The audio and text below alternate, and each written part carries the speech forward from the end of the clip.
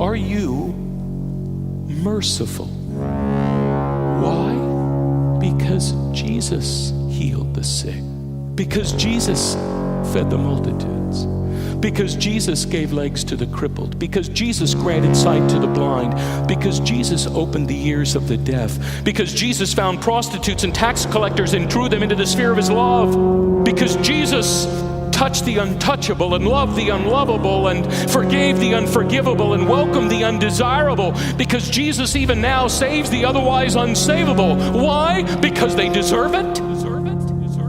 When the goodness and loving kindness of God our Savior appeared, he saved us, not because of works done in righteousness, not because we met him halfway, not because we took the proper steps forward and in good faith have elevated ourselves to the place of the deserving poor, but according to his mercy.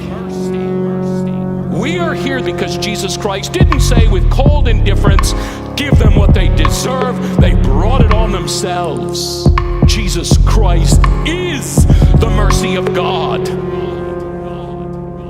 And seeing us in our misery and need, he doesn't just feel for us.